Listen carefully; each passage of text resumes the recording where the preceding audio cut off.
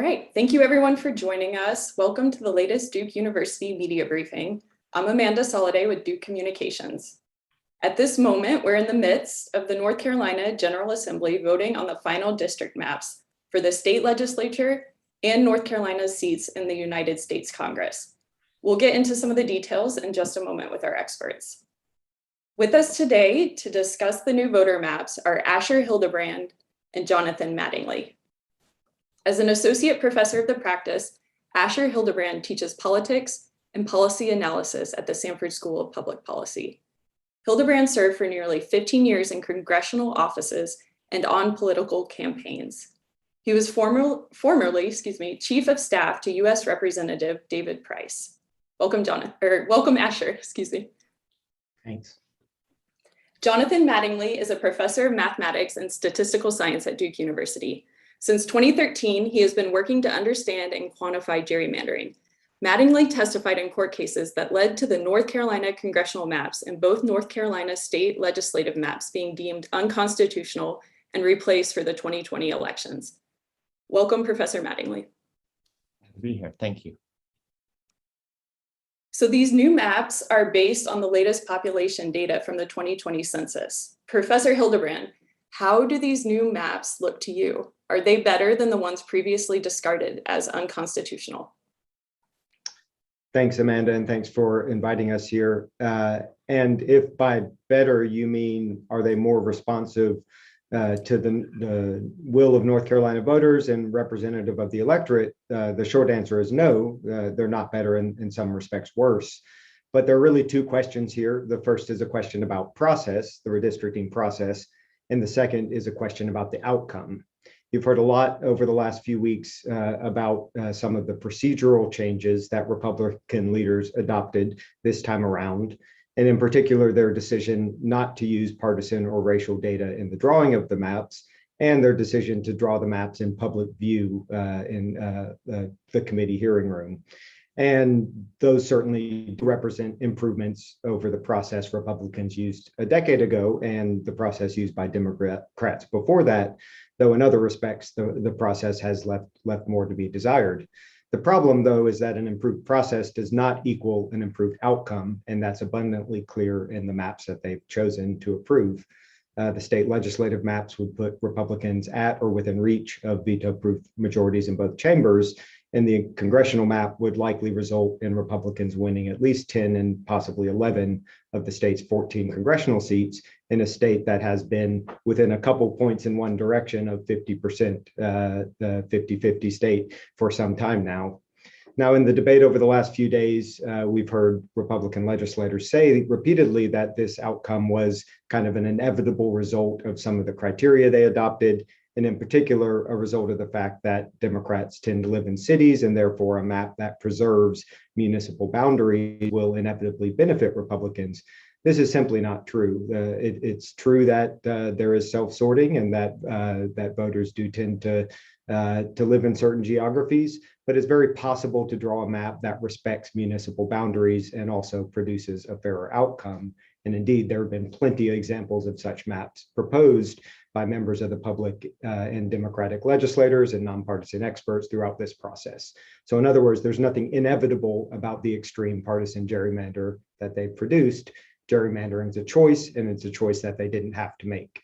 You don't have to take my word for it. Nonpartisan experts across the country have analyzed these maps and concluded the same. The Princeton Gerrymandering Project gave all three maps an F for partisan fairness using various measures. And of course, Professor Mattingly has been conducting his own analysis that he'll be sharing with us today. And so I'll stop there and allow us to bring him into the conversation. Absolutely, thank you.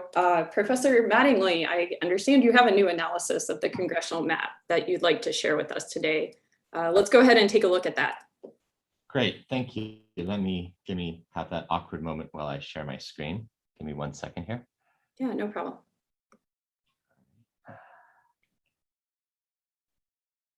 All right, so yes, thank you. Thanks, Asher. So, we started working on analyzing both the congressional maps and the General Assembly maps when the GOP, when the census data was done was released back in August, well before anyone started really doing redistricting, putting out maps yet, before the committee started meeting. So we, we did this largely without reference to any of their maps they've been making, and we did this with just the guidance of the historically what has been included and what was listed in the guidance from the redistricting committee in the legislature. So one thing I'll just start with is that there are a couple overall lessons that we keep learning again and again. And one of them, maybe the first one I'd like to start with is that when we start with, if we really truly do not include political data, we always see maps that are responsive. That is to say, maps whose outcomes change as the electorate changes its political preferences, its political opinion. There's also questions about what the right level of representativeness is for different groups, but that's a separate question, which I think is also important, but this responsiveness question comes out loud and clear. So let me go straight to what we found. So what I have here is we created an ensemble. We put a measure distribution on all the possible redistrictings at the congressional level into 14 districts of the state of North Carolina. And we weighted more compact plans. We enforced a minimum compactness that was in line with what we've seen historically, although I will say we tended to be more compact than less compact. We enforced a 1% population deviation, which we found always puts us within striking range of, with no real change to the maps, evening out the population as is required. And as historically has been done, we limited the number and degree of county splits and traversals in keeping with historical data. And what we see here is we've taken what I have right in front of you now is I have a set of histograms. So these are for different historical votes: governor 20, secretary of state 2012, attorney general 2020. So the 20 stuff is very relevant, and we've put other elections on here to give a spread. And we've ordered these elections starting from the most Republican. This is the statewide vote fraction to the most Democrat. Of course, there's a lot more going on than just the statewide vote count. There's a lot about where people vote and how they vote. So that just gives you a very rough ordering of these elections. And these little orange histograms tell you the number of Democrats elected if you were to use each of these elections as an election for the House of Representatives. And what you see is that as the Democratic vote share increases, these orange histograms pretty much just very regularly trend to the right. Of course, there's some wiggle back and forth. That's because sometimes the suburbs of Raleigh vote one way, sometimes the mountains vote one way, sometimes the Northeast coast votes a different way. All those specific structure of elections come into play. And so now what I have on top of this, though, is now I've gone and I've added on top of this what we see for the map that was proposed by the legislature. And maybe the most striking thing is that for all these elections, somewhere around 46 up to around 52%, we see very little change in the outcome, right? So we see from a very strong Republican majority to a pretty strong Democratic majority in the, in historical terms, we see almost no change in the outcome here. Even though if you were to make nonpartisan maps that didn't use political data, you would see this general trend, all right? And that's what we see. We've created some movies to help you see what's going on. So we've started here with a map. We've taken the votes for the governor election 20, and we've started it at a 42%. So a very, very strong Republican, unrealistically strong Republican majority. And then we're going to go all the way to a very strong Democratic majority. And what we want to see is how this map, which is right here, aligns with this, what we see from our collection of nonpartisan maps. And so as this happens, we see slowly, we'll see it now, right about now, as it gets to 50, close to 50, you start seeing this arrow lag quite a bit behind the historical maps. And right there, right, it lags tremendously behind. Let me start the other movie just to give you another idea. So a different structure of votes. This is the spatial structure of the US Senate race. So right about now, as it's coming up on 50, you see it lags significantly behind, protecting that, and then finally coming across, maybe catching up as we get into the mid 50s. So, I'll just make one last comment. It's important not just to count seats when we talk about this. I think it's really important to see how people have been put into districts. And what these graphs show, if those of you who followed some of our previous analysis will recognize these plots. These plots take the most Republican seat to the most Democratic seat of the 14 seats here. And it orders what the statewide, what the fraction of Democrats were in each of those districts. So you see that it's quite normal to always have a district that's about 35% Democrats. And it's quite normal to always have a district just over 70% Democrats in all these different elections.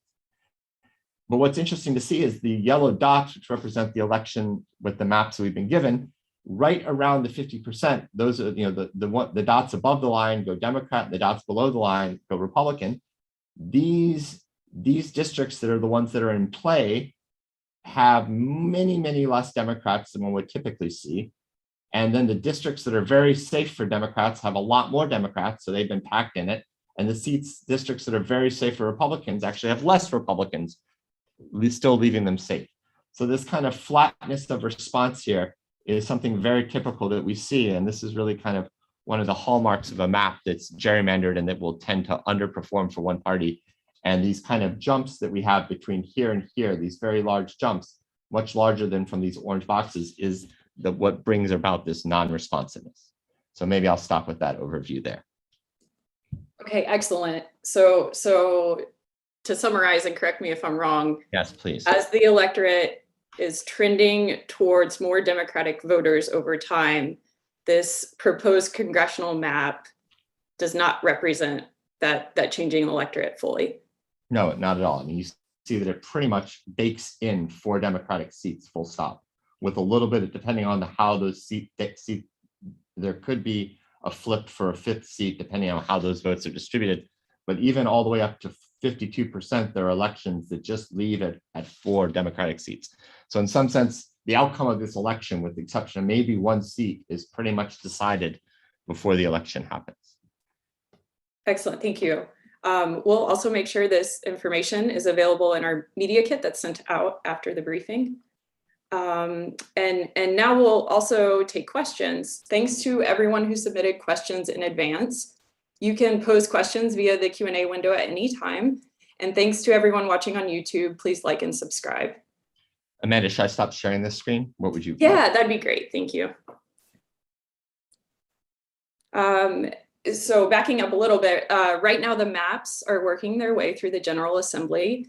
Could you both talk a little bit about the nonpartisan criteria that lawmakers proposed for this round of map drawing? How did that play out? We'll start with Professor Hildebrand.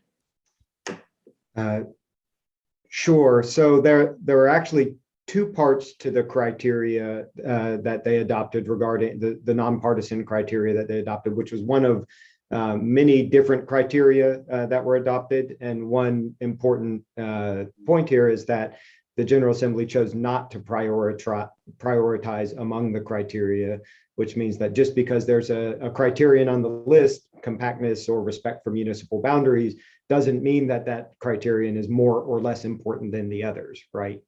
For the nonpartisan criteria, the first part was that they banned the use of election results of partisan data in the drawing of the maps. The second part, which has received less attention, is that they also banned, quote, partisan considerations in the drawing of the maps.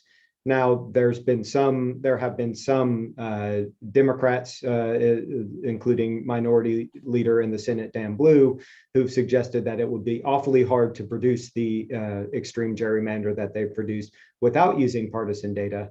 I'm not going to speculate on that. I'll let the lawyers figure that out. But I do want to make the point that even if they didn't use partisan data, and we'll take them at their word on that, it seems pretty clear to me that a decision to select a map that produces such an extreme partisan gerrymander, when there are other options available that did not, violates that second part of the criteria, which is a ban on partisan considerations. If that's not a partisan consideration, I don't know what is. Excellent. And then, Jonathan, did you look at the nonpartisan criteria? Maybe I jumped the gun in asking you about it. That's fine. I mean, we put that into our analyses. The main things that they emphasized were compactness, were lack of county splittings, only splitting counties when they needed to be split to equalize population. There was, those were the main criteria. There was also a statement that municipalities may be considered. So historically, those have not been considered very much in congressional maps, and historically they have been considered at times in some of the legislative maps. So we in our analysis that we already released last week, we included, kind of two endpoints, one without any municipal considerations, and one with pretty adhering tightly to municipal considerations, just to give some endpoints. We of course we have yet to look and see what the maps they produced, how they fit into that, whether they're more compact or less compact than we assumed them to be, or more preserving or less preserving in the municipalities than we had taken, because we did all of our analysis before the maps were, we produced our ensembles before the maps were really set. Okay, thank you. Going back to the new criteria for this round of map drawing, one of the goals was to increase transparency. So some of the ways this was attempted was through broadcasting the drawing sessions and holding public hearings. Professor Hildebrand, do you think those efforts made a difference? I think they made some difference in the public's ability to track what was happening in real time, especially the broadcasting of the map drawing sessions. Now, if anybody was watching that, as I'm sure some of our participants were, I don't want to overstate that, because it's a fairly chaotic scene without a whole lot of clarity on what's happening or why, but at least you are able to watch those maps and interpret them in real time. They don't appear to have made much of a difference on the outcome. However, the map they eventually selected was very similar to one drawn on the very first day of the process. It's unclear how much, if any, public input it reflected. And while they did, in unveiling the map, cherry pick some statements from the public hearings to justify some of the decisions they made, it's not clear if they considered public comments in any kind of systematic way in developing the map. There were also just fewer public hearings overall than there were a decade ago, and at many of them, the public had to participate in person despite the COVID-19 pandemic. And so transparency is good, but it doesn't always mean that the public can actually understand what's happening in context. I guess the only final note there was that the maps they eventually approved were released very shortly before the approval vote. So there was not a lot of time to sort of process and interpret those maps between the time that they were released and the time that they were voted on. Excellent, thank you. That actually brings up a question I had. I was wondering, so this year, obviously, the census data was released at a different time than planned because of COVID.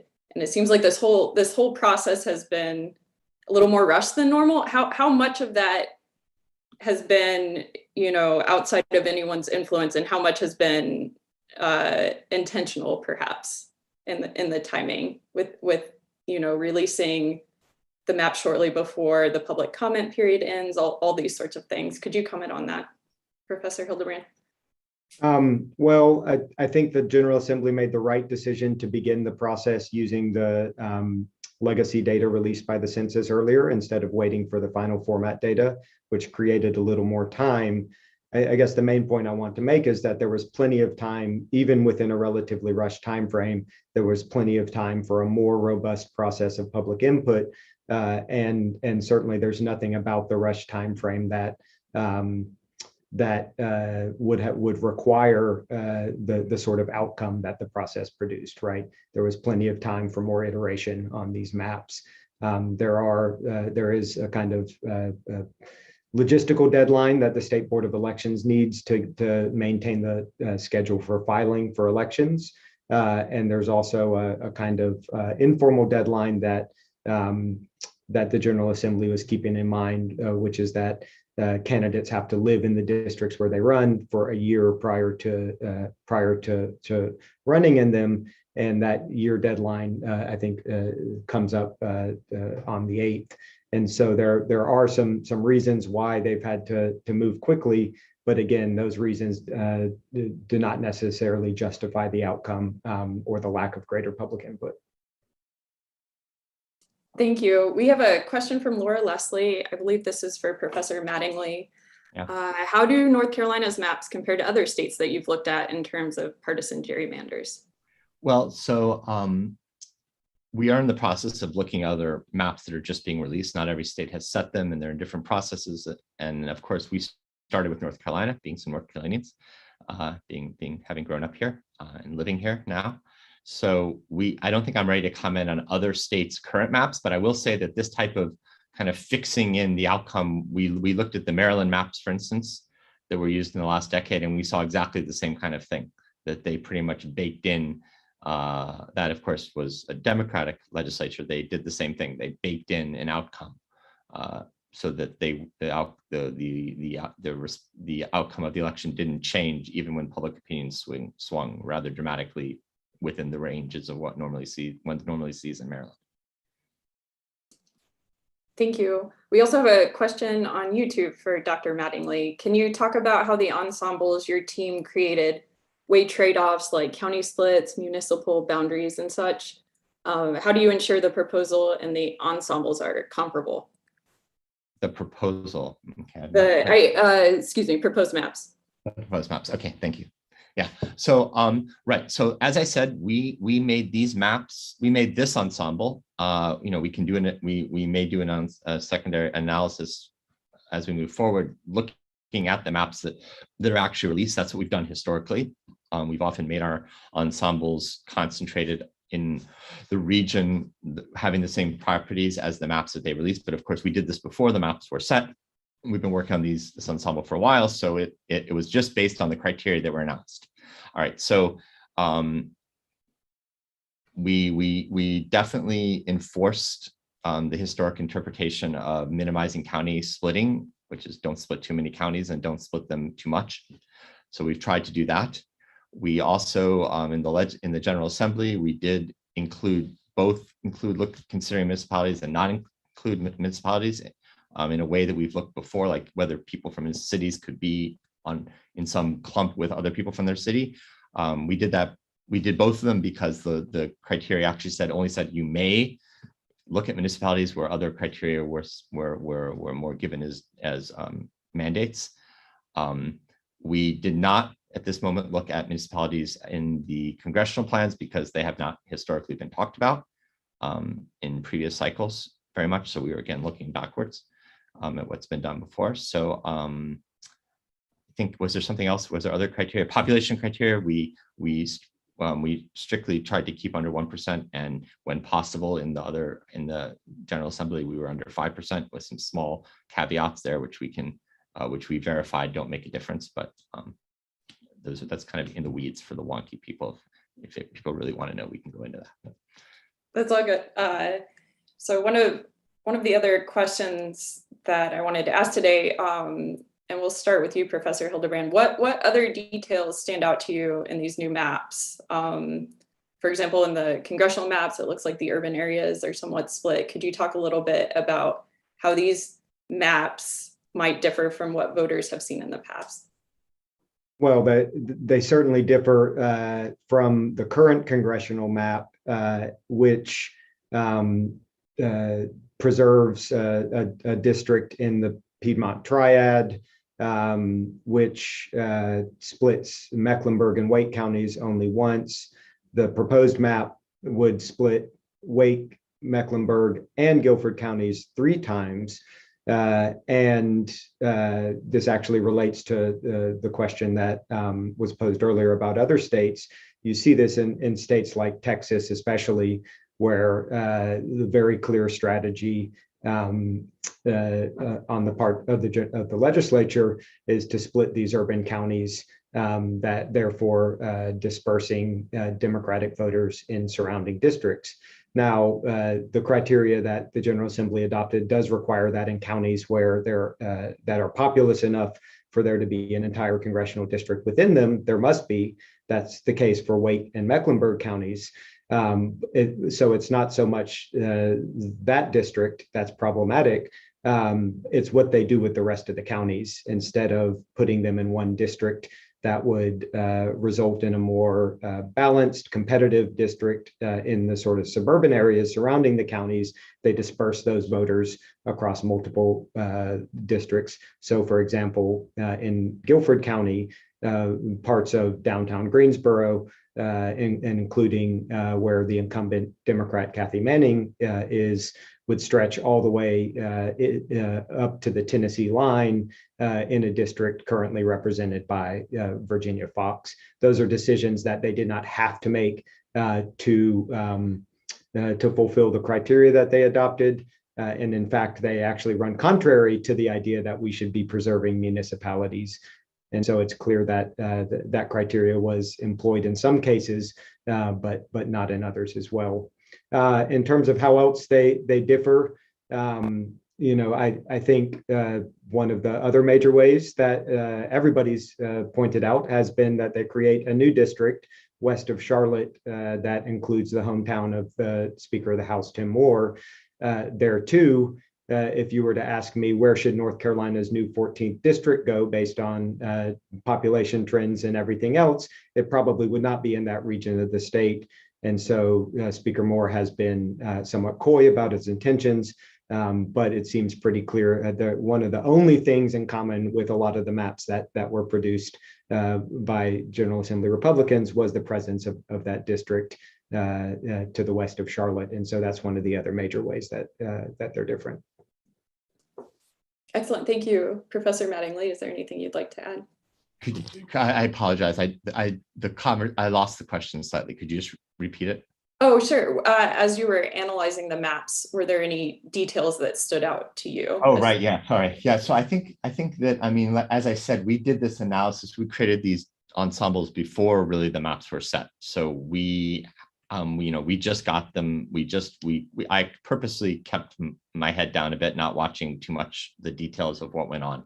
So I didn't include that in the conversation. I really just took the guidance that was given to us. So I really, yes, I could see that there seems to be more splitting of some urban areas than I've seen in the past, but I haven't done an analysis of that. So I think, I won't speculate right now before I've looked at the numbers, if you will. Thank you. That's fair. We have another question from Laura Leslie. She wanted to know if there was an effect of better technology in this round of map drawing, whether it's how voter data is gathered or analyzed. Could either of you speak to that? I think North Carolina has always been pretty good about being transparent about releasing our data on our public websites, which I like, better than a lot of states. We've had a tradition of that. I don't really think I have anything precisely to that question. It's a little early. These are fresh maps. I wouldn't want to try to even reverse engineer how they were produced. Professor Hildebrand, do you have anything to add there about technology? Well, I guess the only thing I'd say is that technology cuts both ways in the sense that that has enabled more precise gerrymandering, even in situations where there's not partisan data being used, where geography can be a proxy for partisanship. On the other hand, as Professor Mattingly's analysis demonstrates, technology also provides some tools for measuring, detecting, and maybe eventually restraining gerrymandering. And I think those tools are going to be especially important this time in North Carolina and elsewhere, in part because you did not see in the process the kind of evidentiary, smoking guns that we saw in the last decade, the comments from redistricting chairs about, gerrymandering based on partisan intent and wanting because they couldn't do it anymore, or hard drives from consultants with, damning evidence on them. It seemed like there was a greater effort to not produce that kind of clear evidence of intent. And that means that these analytical tools like the one developed by Professor Mattingly, which allow us to infer intent, I think are going to be especially important moving forward. Thank you. We have a question from Rusty Jacobs at WUNC. Forgive me if I stumble over this, it's a little long. So Republicans in the General Assembly seize on concentrations of Democrats around urban areas as a reason for partisan imbalance in election outcomes. They also refuse to rank redistricting criteria in order of importance. To what extent does your analysis refute that Democratic concentrations in urban areas must result in an imbalance? And B, show lawmakers should have ranked criteria. I believe this is for you, Professor Mattingly. Could I share my screen again? Yes, absolutely. Yeah. I think pictures are a good way to answer this question. So I think what Rusty Jacobs asked. Hold on one second. I can't poke and talk at the same time. So I mean, here we've taken into account the clustering of Democrats in the urban counties, very much so, right? We've limited the splitting. We've tried to keep them whole, so we've forced there to be districts around that, right? So, and you see that in no way does that need to be the case, right? You see that if you just without nonpartisan data, you produce maps which trend, follow the vote, and don't lock in one outcome. But maybe an equally interesting. Let me just flip forward. Let me flip forward to let's just go to the first one here, the House. So here's the analysis of the NC House that we already released. I think it was only last week, but it feels like 10 years ago. And here, like I said, we kind of bracketed our ensemble with two different, because the criteria said you may preserve municipalities, so we weren't sure what that was going to mean. So we both did one that just worried about counties, the one I'm circling, and one that really pretty tightly preserved municipalities. I don't know if they preserve them this tightly. And you see that there is a tilt in certain areas towards the Republican advantage because of that. But if you still go ahead and put down the maps that they proposed, you still see a rather dramatic underreporting of Democratic seats as the Democratic vote fraction moves above 50%, and even well below that, in fact. But there's a really dramatic. So our analysis precisely takes into account the packing, and we still see that it is in no way a foregone conclusion. It was a choice that was made, apparently, and a choice seemingly, carefully made to create something that was so unusual in this respect. Well, Did I answer the question? Wasn't there a second part of the question, Amanda? I don't remember. Yes, yeah. It was about the rank criteria. Oh, yeah. I mean, I guess I think it's a little, like I said, I'm just really looking at their maps for the first times and giving you our analysis. There was definitely some language in there about what must be done and what could be done. We tried to honor that, but we didn't really, I don't have a guess as to how they weighted them themselves. That's what the question is, not yet. Okay, thank you. While we're talking about the North Carolina House, Laura Leslie was interested in the legislative maps, so maybe we could go ahead and move to the Senate. What's her question? She wanted to know if you had time to analyze the state legislative maps. Yeah, well, I mean, so here, right. So sorry, I'm just trying to get my thing to stop misbehaving. Right, so here's the North Carolina House. So we did analyze the North Carolina House, and so here's the dots. These yellow dots are the map that's been proposed over a number of different elections. And we see that it really dramatically underreports Democratic seats, underelects Democrats, and it does respond, but in a much more mild way than what actually happens if we use maps. And I should be clear that none of this has anything to do with proportional representation. None of this analysis is talking about proportional representation. And I could show these movies. So we have these same kind of movies that I've shown before. I'll get a bunch of them running for interest of time. And what you'll see is these big lags behind, especially when we come to this Republican supermajority in these, and as we come to the majorities, whether we count municipalities or not. The Senate, I should just maybe last thing here. So the same kind of thing here. We see this is using President 20 votes. So the last presidential election, we see this right around the districts that are close to the 50% line. We see this dramatic concentration of Democrats in these districts here. So we see these kind of this signature of cracking and packing. So we have Democrats packed here and removed from here, and Republicans removed from the safe districts to put into these districts here. We also have similar analysis with the House, Senate, sorry, the kind of our endpoint analysis of of strictly preserving municipalities seems to have a bigger effect in the Senate. So depending on how you include that, there are still, there's some dramatic outliers here when you don't take into account municipalities strictly. And there are still some municipalities here, but some things are more typical. So that's what we see. I think, is that answering Laura Leslie's? It was Laura Leslie, right? This question? Yes. Yeah. Laura, feel free to ask more questions if you have them. I'd like to go to a raised hand, Michael Highland. Hi, are you able to hear me okay? I can hear you fine. Yes. I wanted to ask about I had a couple questions. The first being that we know, generally speaking, that Republicans tend to be more spread out across the state, and Democrats generally tend to be more concentrated in urban areas. To what extent does that explain the advantage Republicans have in these maps? And to what extent do deliberate choices made by Republicans in designing the maps explain the advantage?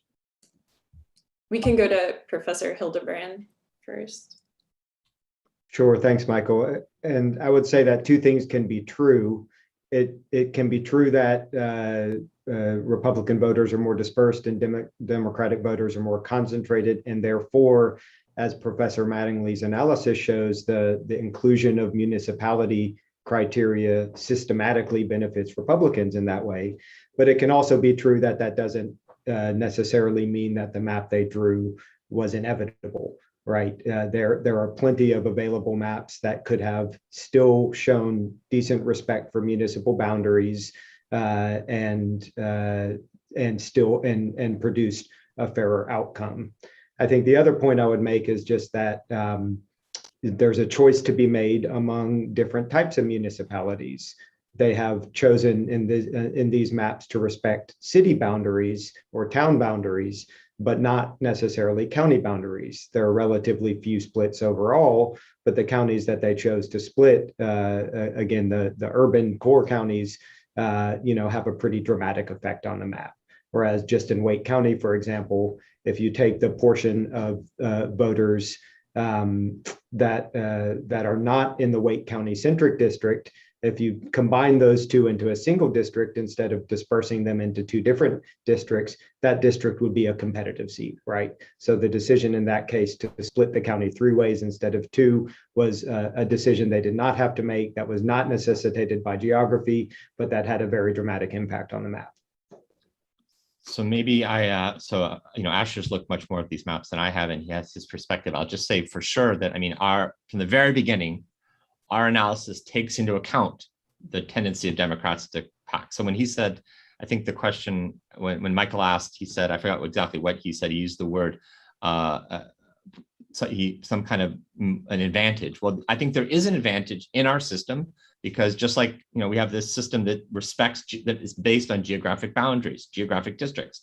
And so of course there's a natural advantage to a group of people who are more spread out, to a political party that's more spread out. However, when you look at what we saw in the North Carolina House, that's exactly what we take into account. That's why we don't have proportional representation. And I don't claim we should. If we like this idea of having geographical representation. However, you still see a dramatic under-electing of Democrats, even when you take that into account in that map. So there's definitely a tilt beyond what would be accounted for by geographic packing in the North Carolina House, for example. And also, when you look at some of the other maps too. Thank you. This is a question for both of you. So lawsuits from civil rights organizations are already pending for these new maps. Based on your experiences, do these new concerns with the latest round of maps have any merit? We'll start with you, Professor Hildebrand. I guess the short answer I should give is that I am not an attorney and will not offer a legal analysis on the maps. The only slightly longer answer is that based on attorneys I've talked to, it is a misinterpretation of legal statute to claim that that no analysis of racially polarized voting patterns was necessary in this case.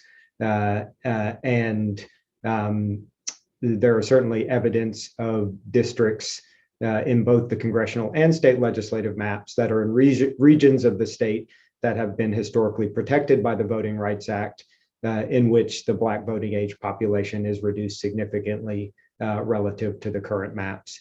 And so, again, I won't speculate on the merit. I'm not an attorney, but I was nevertheless struck by the decision to kind of ignore race altogether in the drawing of the maps. Thank you. A question that's a little more broad. How did previous legal challenges affect the current process? I mean, I'll just comment that we haven't looked at the racial data yet. I mean, I haven't yet myself personally, and we haven't definitely considered it in this analysis. We did produce the county clusters. It was our analysis that produced the initial county clusters that the state used. And that analysis explicitly said that we were not taking into account the part of Stevenson that invoked the Voting Rights Act. And if there was an analysis that said one needed to take into account that, then one would have to modify the county clusters. But we were not going to we made a choice not to do that just because we didn't have the capacity to do that. And that was really a question that should be answered by someone who is legally versed in this. And I am a mathematician at the end of the day. Okay, thank you. Let's see. One other, well, actually, let's circle back to steps officials can take to change this process and ensure voter fidelity in the district maps. How can we make this process better? Professor Hildebrand, let's start with you. One interesting thing, just in talking to many advocates and others who have been involved in the effort to produce a fair process, you know, the General Assembly came fairly close in the last decade, but obviously did not ultimately reform its process. And there's more optimism than I expected about the idea that, you know, after these maps are drawn and, you know, litigated and whatever else, that they might be able to come together to, you know, to adopt some procedural changes. And so I guess hope dawns eternal that North Carolina could adopt, you know, a process that's been used in other states, whether that's an independent citizen commission, like the one used in California or Colorado, or something more resembling what's used in Iowa, where there's a technical nonpartisan staff that produces the maps that are ultimately approved by the General Assembly. To me, again, the process is important. There are lots of ways that we could improve the process here in North Carolina, drawing on the experience of states around the country, but that we also can't lose sight of the outcome.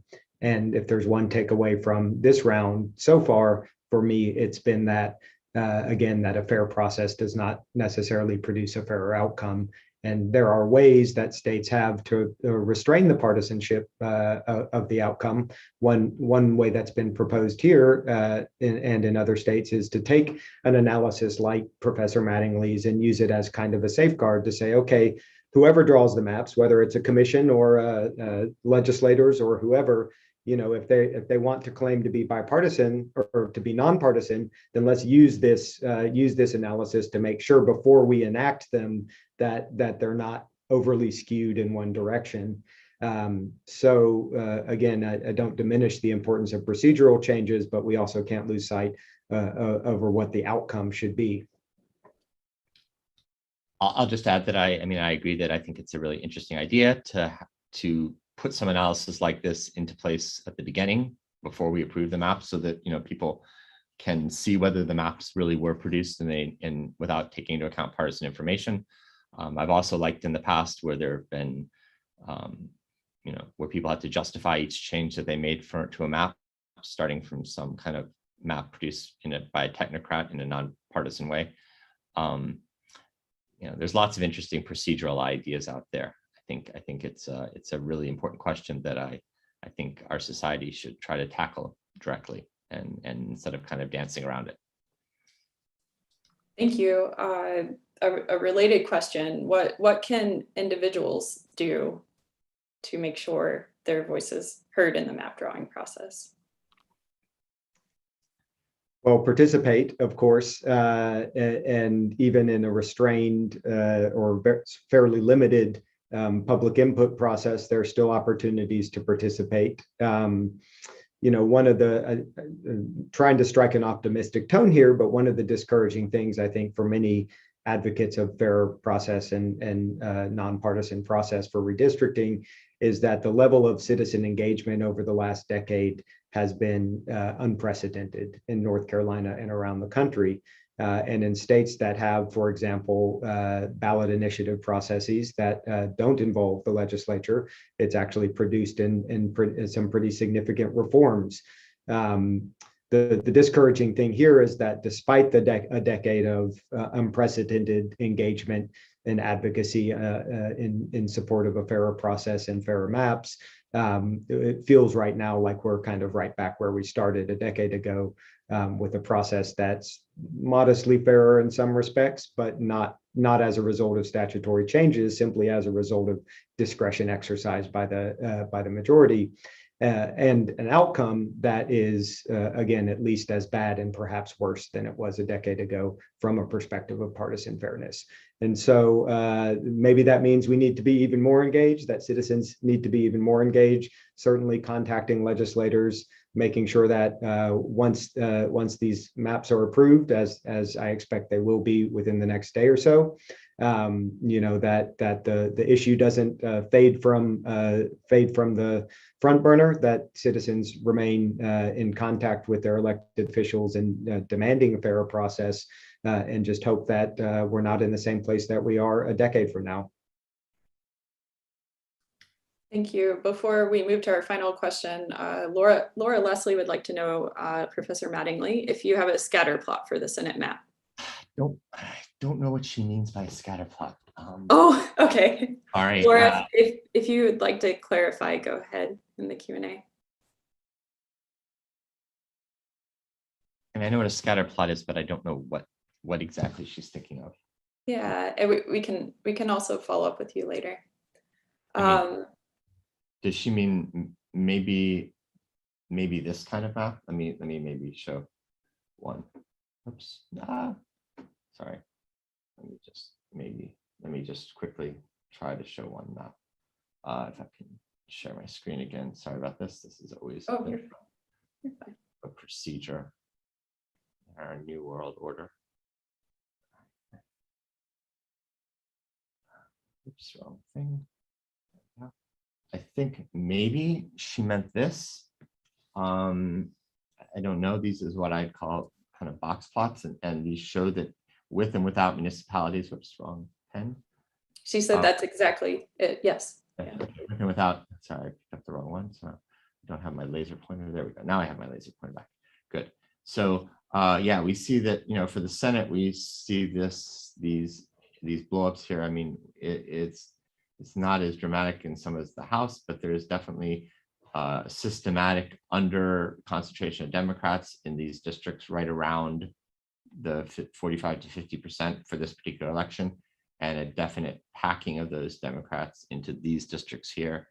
And if I go to the next election, similar thing. So we see that right here, these for using Lieutenant Governor 20 right here, which is about a 48% statewide election, we see that these seats here are definitely just eking out to be Republican or barely becoming Democrat when they should be rather safe, in both those settings. And it's because there's been a packing of Democrats here, and actually a removing of Republicans from these safer seats here, so that these seats here have more Republicans. Actually, I misspoke. Removing, actually, it's more just packing Democrats there. Sorry, and maybe one more. There's a similar type of plot again. Does that help, Laura? All right, thanks. Thank you. Okay, moving on to our final question. This is for both of you. How hopeful are you that North Carolina can have fair maps right now? Jonathan, why don't you go first? Well, I mean, I was disappointed when I looked at the congressional maps for sure. They seem very non-responsive and kind of baked in results like we saw last time around. So, I don't know. I think I don't know. I'm always hopeful. Yeah. I'm always hopeful. I'll just add, I mean, there are two things that allow me to, to maintain some optimism here. One is that historically, nonpartisan redistricting has not been an issue that's fallen neatly on partisan lines. It's tended to be supported more by the party out of power than the party in power. But in North Carolina, Republicans were really the first to propose an independent commission.